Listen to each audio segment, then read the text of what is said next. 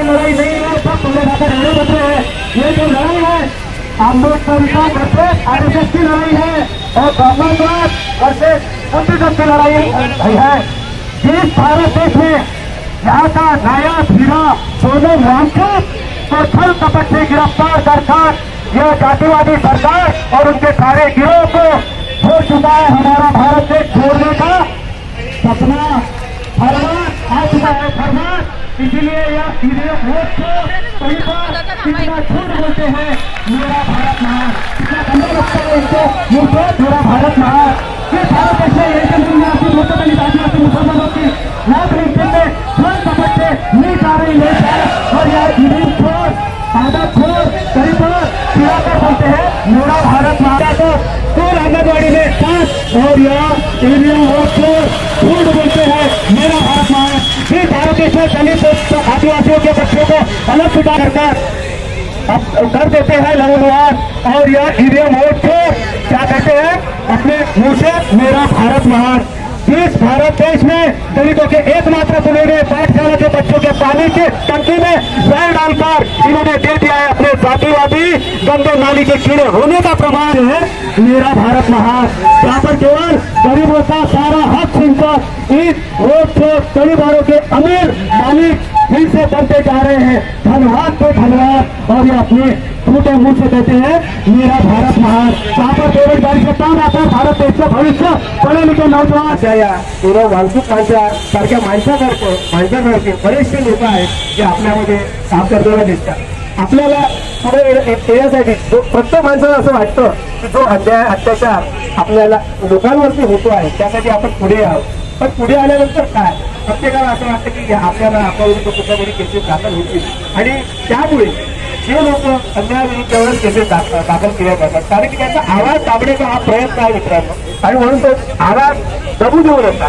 या लोकांनी जे लोक ते सरकार आपल्या विरुद्ध आजच्या घडीला आवाज दाबण्याचा प्रयत्न करतात आहे, आपल्या हक्काचं हरण करत आहेत, आपले जे हक्क जे ते अस्तित्व आपल्याला नाहीसं करण्याचा जो प्रयत्न करत आहे त्यामुळे आपल्याला एक संघ होऊन एक झूट होऊन प्रयत्न करावा लागेल आणि म्हणूनच आज आपण सर्व लोकांनी आज इथे येऊन जमलात आणि हम भारतचे लोक या बाहेर खाली सोनम वांछित साहेबांच्यासाठी इथे उपोषण देतात। त्या उपोषणाला माझ्या त्याप्रमाणे माझ्या जिल्हा मधील संघटनेचा पूर्णतः पाठिंबा आहे। जेव्हा आमची मदत केव्हा लागेल दिलेली तुम्हाला आम्ही सदैव तत्पर आहोत, सदैव या आंदोलनाला माझं समर्थन आहे आणि मला इथे बोलण्यासाठी 2 शब्द बोलण्याची परवानगी दिली त्याबद्दल मी तुमचे आभार मानतो आणि माझ्या शब्दाला घेतो पुन्हा देतो। यानंतर सुरकर साहेबांना विनंती करते सुरकर साहेबांना आपने सोनम वांछित साहब को 361 अपराध के लिए गिरफ्तार किया गया। अरे बताओ भाई, मेरा सरकार से सवाल है कि आपने जिस व्यक्ति को गिरफ्तार किया उससे कितना नुकसान करवाया, उसने क्या किया उससे। मैं सरकार से ये सवाल पूछना चाहता हूँ मित्रों, जिस इंसान की 1% भी गलती नहीं है आज वो इंसान मित्रों ये कितनी बड़ी शोकांतिका। आप सोचिए जिस चीफ जस्टिस ऑफ इंडिया को कल गौरी साहब को कल एक पागल व्यक्ति ने, एक हरामखोर व्यक्ति ने जूता मारने का प्रयास किया है, उस सनातनी व्यक्ति को उसके विरोध में आज हमारे सब वकील भाई लोग 300-400 वकील भाई लोग हम लोग डिस्ट्रिक्ट कोर्ट से यहाँ पैदल यहाँ आए निषेध करने के लिए। लेकिन हमारे चीफ जस्टिस ऑफ इंडिया के अंदर में इतनी सारी मुदिता है, करुणा है, दया है, माया है, शांति है, जिसके चलते उन्होंने इतने बड़े अपराधी को माफ कर दिया। उसका जूता जो जब्त किया था वो भी उसको छोड़ दिया, उसके पर कोई गुनाह रजिस्टर नहीं किया। मित्रों ये जो भावना है केवल ओरिजिनल बौद्ध धर्मीय व्यक्ति के मन में ही ये, आप पूरा इतिहास उठा के देख लो, एक भी बौद्ध धर्मीय व्यक्ति बड़े बड़े स्टैंड में शामिल नहीं है।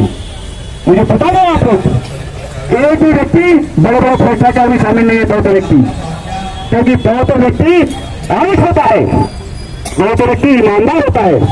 जैसे कि हमारे श्रीजाया है वो भी आयुष से ईमानदार है, सारी दुनिया देख रही है मित्रों।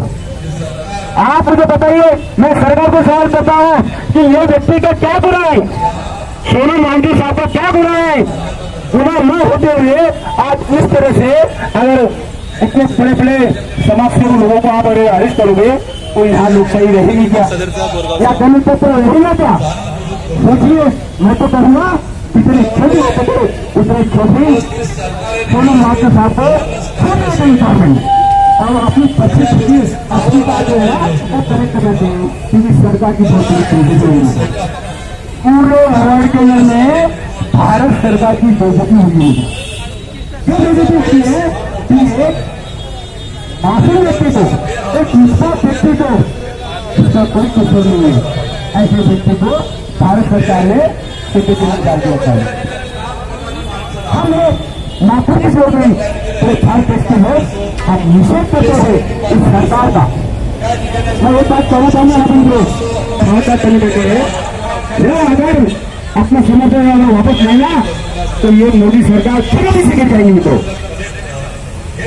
आप समझ सकते हैं कि भारतीय राज्य घटना में हमें इतने सारे अधिकार दे दिए, आर्टिकल 36 है जिसे हर इंसान को अपने धर्म का प्रचार प्रसार करने का स्वातंत्र है। मित्रों, ये भारतीय राज्य घटना कहती है, इसके बावजूद भी यहाँ सारी तारा मौजूद है। सीबीआई से लेके सीआईडी से लेके सारी की सारी एक जो जितने भी संगठनाएं वो सारी गवर्नमेंट अपने फायदे के लिए उसका इस्तेमाल करती है। और ये जिस व्यक्ति को अरेस्ट किया गया है, ये अरेस्ट जो हुआ है ये व्यक्ति, ये भी किसी सरकार के ऑफिसर के फायदे के लिए उसको अरेस्ट किया गया। मित्रों, सोचिए इतने बड़े पैमाने से यहाँ लोगों पर अन्याय अत्याचार होते जा रहे हैं। देख रहा हूँ यहाँ पर अन्याय अत्याचार होते हैं। 90% तो धर्मी लोग यहाँ पे धरने देते हैं और सारी दुनिया को बताते हैं कि हमारे फलाने भाई का अत्याचार हुआ है, हमारे फलाने बहन का अत्याचार हुआ है। तो मैं चाहता हूँ सारे जाति धर्म के लोग एक आए और सारी जाति धर्म के लोगों ने एक आकर सोनम वांगचुक जी इनके लिए आगे आना चाहिए। और जब तक के उनकी इच्छा पूरी होती नहीं, जब तक उनका टारगेट पूरा होता नहीं, जब तक उनकी डिमांड पूरी होती नहीं, तब तक ये गवर्नमेंट ने माफी मांगना चाहिए और जीते सके सोनम वांगचुक जी को छोड़ देना चाहिए।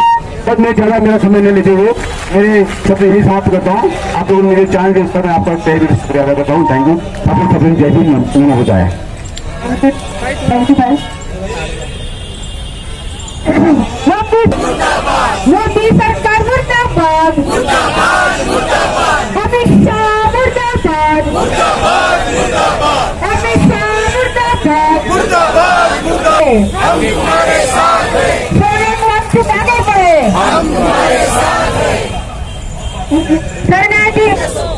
सरनाजी गोयल साहेबांवरती डोळे उघडणारा मातोश्रीचा निषेध असो। त्यानंतर सुनंदाचा इंजिनियरला विनंती करते की त्यांनी या ठिकाणी येऊन होते दोन शब्द व्यक्त करावे।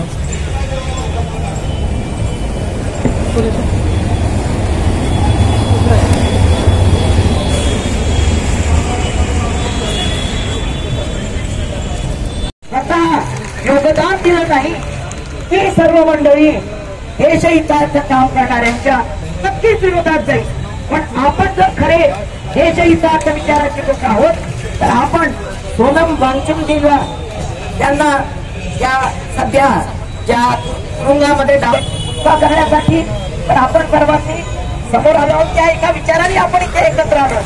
इथले कितीतरी लोक आहेत ज्यांनी कधी मला पाहिलं नसतं, परंतु जेव्हा कुठे एखाद्या पर्यावरण तज्ञाचं किंवा पर्यावरणाच्या विचाराचं शिक्षणाच्या विचाराचं इकडे आम्ही म्हणतो शिक्षणाचा प्राथमिक शिक्षणाचा अधिकार आमचा आहे, तो सर्वांना मिळाला पाहिजे आणि तो देणं केला पाहिजे।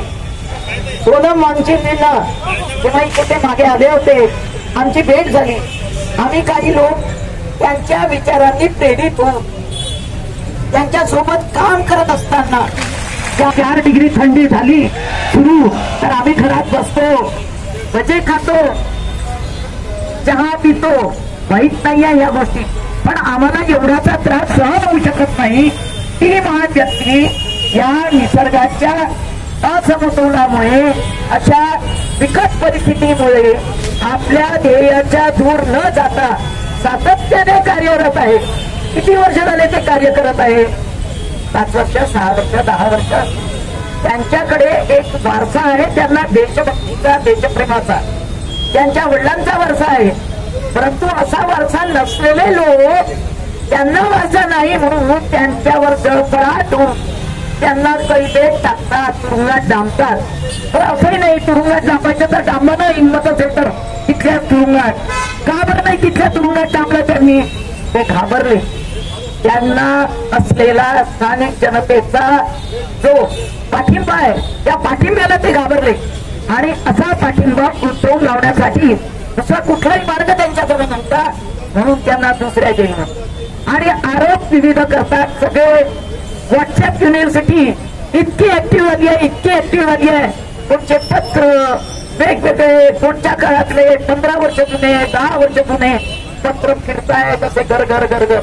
तुम्ही ते पत्र वाचा तर कदाचित आपणही घर घर घर घर फिरायला, कारण ते असे फिरतात, आपण उलट फिरू. कारण त्यांच्या अंगात एवढी हिंमत नाही आहे. त्यांच्या जवळ जर एवढी हिंमत असती तर त्यांनी समोर जाऊन त्यांना जाब विचारले. या व्यक्तीने आपलं रक्षण करणाऱ्या, आपल्या सीमांचं रक्षण करणाऱ्या महान व्यक्तीचं, सोनमजीचं कौतुक करायला पाहिजे होतं, दाखवण्यासाठी कौतुक केलं. परंतु आतमध्ये काहीतरी वेगळं शिजलं आणि तिथला प्रांत, त्यांनी केलेल्या संशोधनाचे पेटंट, त्यांचं कार्य कुणाला तरी हस्तांतरित करण्यासाठी हा सगळा घाट बांधलेला आहे.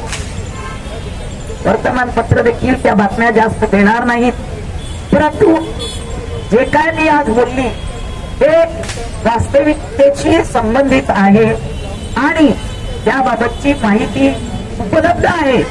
नागपूर शहरातल्या अनेक लोकांजवळ उपलब्ध आहे, अनेक संघटनांजवळ उपलब्ध आहे.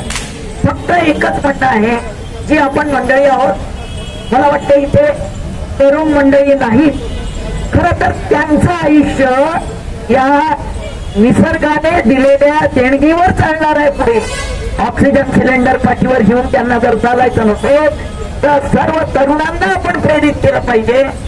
आणि ठीक आहे, आज तरुण कुठे कॉलेजमध्ये गेले असतील, आजचा वर्किंग डे आहे, मान्य आहे, पण किमान त्यांनी आपल्यासोबत 5-10 मित्रमंडळी घेऊन चांगल्या विषयांवर चर्चा करून अशा ठिकाणी सहभाग लेखी तरी द्यावा.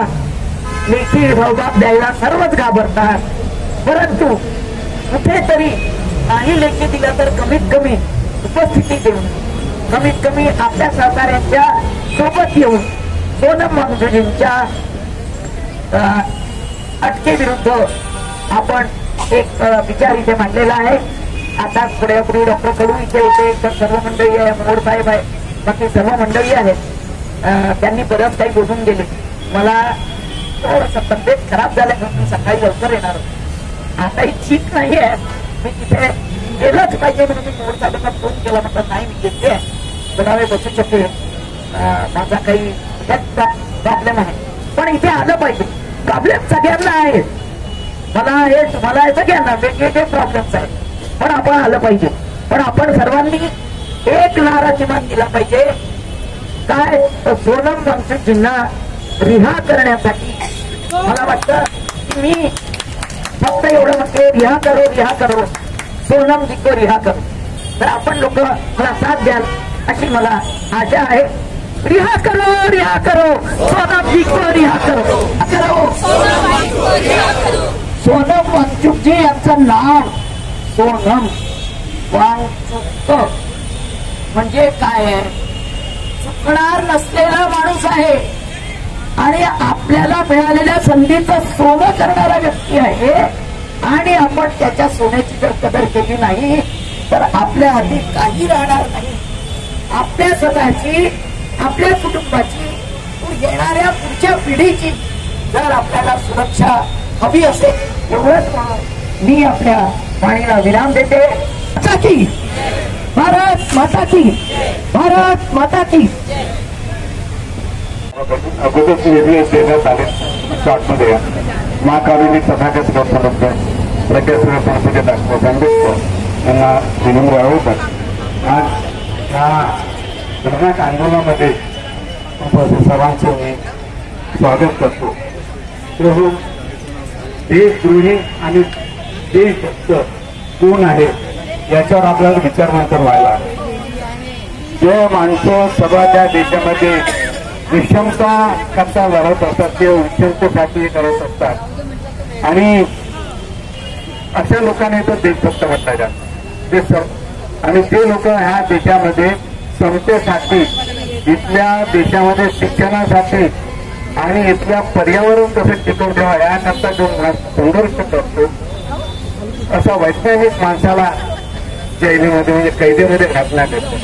निश्चितच ह्या देशाची कशी व्यवस्था असेल त्याच्यावर आपल्याला विचार करायचा. इथे जी व्यवस्था आहे ही व्यवस्था आताही विषमताने ग्रस्त आहे, आताही विषमतावादी आहे. ही जिथली व्यवस्था आहे आताही जातीवादीला पोषक अशी व्यवस्था आहे. अशा व्यवस्थेला छेद देण्याकरता पुणे माणसाने अनेक लढाई दिल्या. ज्या प्रदेशामध्ये कुठल्या तर सुविधा नव्हत्या अशा त्या पहाडी भागामध्ये तिथं लोकांच्या सुविधा करता जो माणूस राबला आणि त्या माणसाला देशद्रोही करा देऊन त्याला अटकेमध्ये घातला. त्याच्यावर त्यांचे भाषणात्मक ह्या व्यवस्थेकरता काय गोष्ट शकतो. ही व्यवस्था जी जातीवादी व्यवस्था आहे तिथल्या जातीवादी संपूर्ण शकले नाही. अशा व्यवस्थेत जे कार्य करणारे ते निश्चितच दोषग्राही आहे आणि पूर्ण माणूस सारखा देशभक्ताला त्या ठिकाणी कैदेत टाकण्यात येतं, त्याला सजा देण्यात येतं आणि त्याला देशद्रोही ठरवण्यात येतं. निश्चितच आहे हे दुःखदायी काय घटना होऊ शकतात. निश्चितच ह्या व्यवस्थेला छेद देण्याकरता आपण संघर्ष करायला हवं आणि आपण सामूहिक संघटित होऊन संघर्ष करण्याची गरज आहे. आपण जेव्हापर्यंत संघर्ष करणार नाही, संघटनेवर संघर्ष करणार नाही तेव्हापर्यंत ह्या व्यवस्थेला आपण किंवा दाब देऊ शकणार नाही. तर या व्यवस्थेला आपल्याला उठून काढायचं असेल तर आपल्याला संघटित होऊन संघर्ष करण्याची गरज आहे.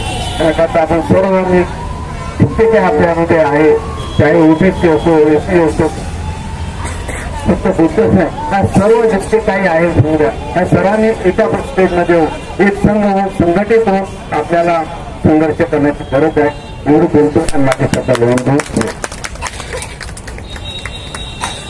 धन्यवाद सर. खरंच आपण संघटित होणं फारच आवश्यक आहे. हे तर सर्वांनाच वाटतं पण कुठे काय चुकतंय याचा पण विचार व्हायला पाहिजे. यानंतर मी आमंत्रित करतो प्राध्यापक डॉक्टर रमेश.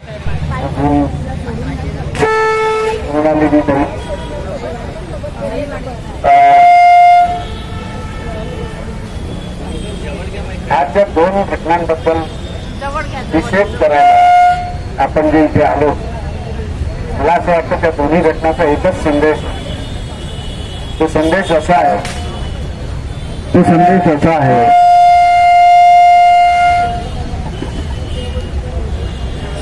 तो धडा आपल्यासाठी असा आहे की तो कितीही जवळचा असला त्यांनी कितीही RSS BJPचे गुणगान गायले, त्यांनी RSS BJPला कितीही मदत केली, एक लाईन जर क्रॉस केली तर शेवटी तुम्हाला अटकही करू आणि तुमच्यावर जोडाई.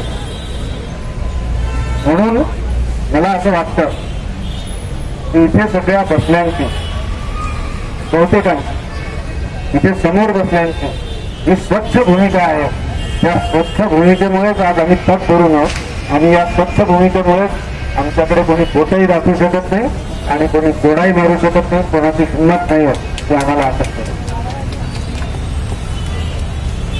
ही स्पष्ट भूमिका आज आम्ही घ्यायची आवश्यकता याच्यासाठी आहे की आम्ही नागपुरात राहतो. नागपुरात आम्ही जर आमचा ठसा उमटवला, आम्ही रिपब्लिकन फेडरेशनच्या मार्फत जो प्रयत्न करतोय तो प्रयत्न फक्त एकच प्रयत्न आहे. तो प्रयत्न आहे नीतिमान राजकारण उभं करणं. हे आम्ही का म्हणतो कारण खरी टक्कर जी आहे RSS BJPला ही जी निधड्या छातीची लोक आहेत ज्यांच्या मागे काही नाही की त्याच्यावर बोट ठेवून त्यांना कोणी त्यांचं ब्लॅकमेलिंग करेल किंवा त्यांना अंडीच दाखवायचा प्रयत्न करेल, अशीच आम्ही मंडळी इथे काही घडवू शकतो आणि हे आपण नागपुरात घडवूया. ही आपली जबाबदारी आहे. ही नागपूरचं जे पोटॅन्शियल आहे, नागपूरची जी ऊर्जा आहे, ती ऊर्जा आपण रस्त्यावर उतरवूया. RSS, BJP आणि त्यांचा जो कोअर ग्रुप इथला आहे, जो 1% पेक्षाही कमी आहे, तो फक्त एकाच बाजूला घाबरतो. ही बाब आहे आपली संख्या.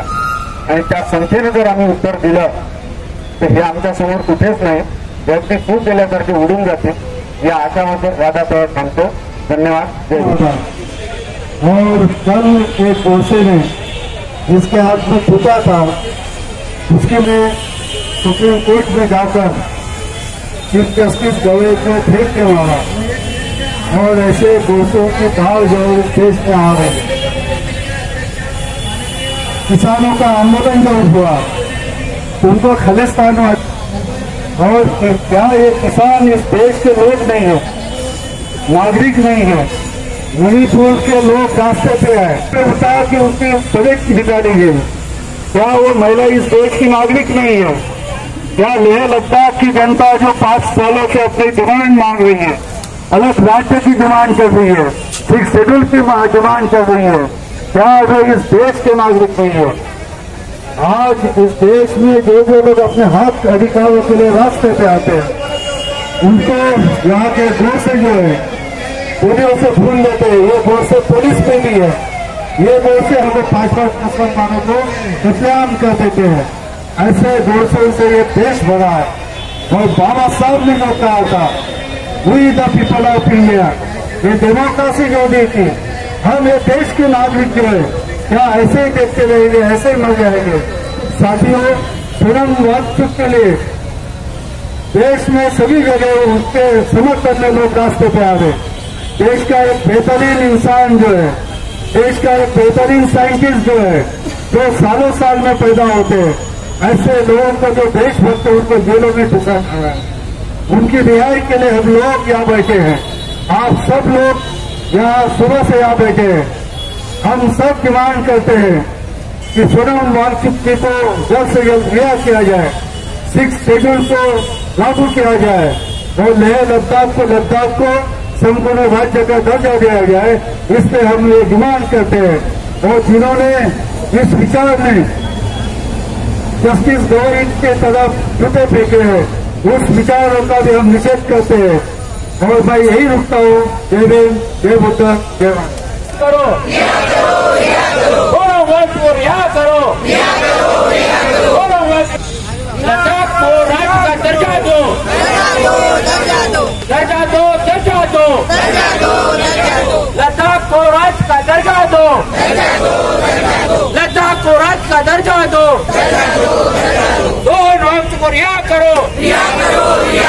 सेंट्रल गवर्नमेंट मुर्दाबाद, सेंट्रल गवर्नमेंट मुर्दाबाद, मोदी गवर्नमेंट मुर्दाबाद, अमित शाह मुर्दाबाद. दोनों वक्त को रिहा करो, दोनों वक्त को रिहा करो. आवाज दो, आवाज दो. अभी तो ये अंगड़ाई है, अभी तो ये अंगड़ाई है, रिहा करो, रिहा करो, रिहा करो, रिहा करो. सोनम वांगचुक आगे बढ़ो, हम तुम्हारे साथ हैं. सोनम वांगचुक आगे बढ़ो, हम तुम्हारे साथ हैं. जय भीम, जय भीम, जय भीम. मोदी सरकार मुर्दाबाद, मुर्दाबाद, मुर्दाबाद. मोदी सरकार मुर्दाबाद, मुर्दाबाद, मुर्दाबाद. मोदी सरकार मुर्दाबाद, मुर्दाबाद, मुर्दाबाद. सक्रिय सर्वांना